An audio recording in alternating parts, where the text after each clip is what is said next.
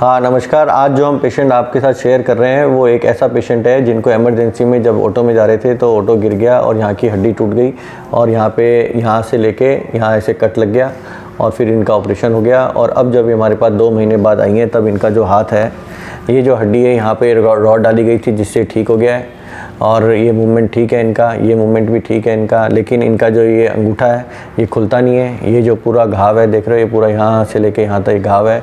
ये उंगली बिल्कुल भी यहाँ से मुड़ती नहीं है, यहाँ से मुड़ती नहीं है, यहाँ से मुड़ती नहीं है और यहाँ पे कुछ पता नहीं चलता इनको। तो जब मैं इनसे बोलता हूँ कि इस हाथ में आपको क्या दिक्कत है, तो ये सबसे ज़्यादा मेरे को कहती हैं सर मैं जब भी कोई चीज़ पकड़ती हूँ बस इतनी ऐसे पकड़ लेती हूँ और ये इसको पकड़ नहीं पाता, ये इसको पकड़ नहीं पाता, ये इसको पकड़ नहीं पाता। ठीक है, जैसे देख रहे हो ना ऐसे उंगली का मोड़ ऐसे, तो ये बस ऐसे है। अगर मैं कहूँगा कोई भी अंगूठा किसी भी उंगली को टच करो तो किसी उंगली को टच नहीं कर पा रही। देखो इसको टच करो, दैट मीन्स क्या हो गया, सब कुछ ऑपरेशन होने के बावजूद भी अंगूठा ऐसा हो गया, उंगलियां ऐसी हो गई। अब इसमें ये बोला जाए कि जिसने ऑपरेशन किया वो गलत किया, तो ऐसा बिल्कुल नहीं है। जिन्होंने ऑपरेशन किया उन्होंने जनरल ट्रीटमेंट किया, इनके टांके लगा दिए और इनको ये कह दिया अब आप अपना ट्रीटमेंट कर लो, एक्सरसाइज करते रहो। लेकिन क्योंकि वो लोग जब करते हैं तो आता है, सारे लोग हमारे पास आते हैं अपने डॉक्टर की बुराइयाँ करने लगते हैं, उन्होंने ठीक कर दिया। क्योंकि आज के टाइम में क्या होता है कि हर चीज़ के एक्सपर्ट हो गए हैं। तो अब हम क्या थे, अगर ये हमारे पास आते तो हम एक्सपर्ट तरीके से क्या करते हैं, इनकी पोजीशन मेंटेन करते, इनका मूवमेंट करवाते और साफ कह देते कि अगर आप ये नहीं करोगे तो ऐसा हो जाएगा हाथ। लेकिन जब आदमी नॉर्मल इमरजेंसी में कहीं पर कराते हैं और नॉर्मल जो जनरल सर्जन्स होते हैं वो जब फिक्स कर देते हैं तो इनका मेन एम क्या होता है कि घाव को बंद कर दो और जो भी जब सेकेंडरी ट्रीटमेंट जो नसों के बेस्ट डॉक्टर होते हैं वो कर लें। तो लेकिन इनको वो उस टाइम चीज़ नहीं मिल पाई, उसके कारण ये ऐसा हो गया। लेकिन अगर आज मैं इनको देखूँ, इनको बेटर कर सकता हूँ नहीं कर सकता हूँ, तो मैं कर सकता हूँ।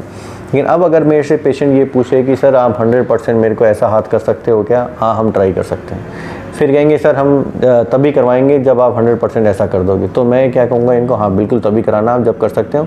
लेकिन मुझे ये कैसे पता चलेगा कि आप बिल्कुल एग्जैक्टली उसको करने के लिए एक्सरसाइज कर सकते हो नहीं कर सकते हो, ये मुझे नहीं पता।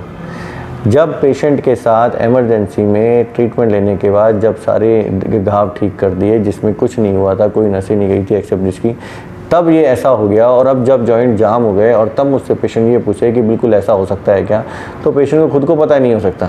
क्यों? क्योंकि अमित मित्तल तो कर देंगे ड्यूरिंग ऑपरेशन, लेकिन उसके बाद जब मेंटेन करना होगा तो इनमें हिम्मत नहीं होगी। अगर हिम्मत नहीं होगी तो नहीं होगा।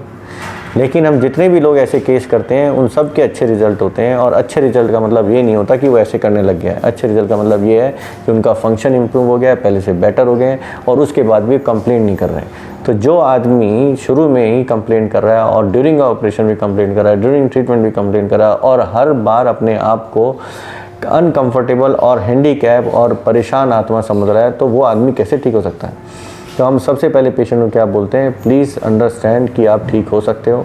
आपको किसी चीज़ से कंपेयर नहीं करना है, आपको जिस पोजीशन से उससे बेटर पोजीशन में लेकर आएंगे, लेकिन उसमें हमें कंबाइंड एफर्ट करना है। अकेले मेरे बस का ये ट्रीटमेंट करना नहीं है। अनलेस आपका एफर्ट इसमें पूरा नहीं होगा तो ये रिज़ल्ट नहीं आएगा। तो मैंने इनको ऑपरेशन के लिए बताया है कि मैंने इनका, क्योंकि बहुत सारे टेक्निक के ऑपरेशन होते हैं। फिर हमसे कई लोग आते हैं, सर हमने ऑपरेशन सर यहीं पर करा लिया क्योंकि हमें आपकी बात समझ में नहीं आई थी, इसलिए हमने यहीं पर करा लिया और सर हमें माफ़ कर दो सर, हमें जैसा सोचा था वैसा नहीं हुआ, रिजल्ट ये वो फलाना ढिमकाना।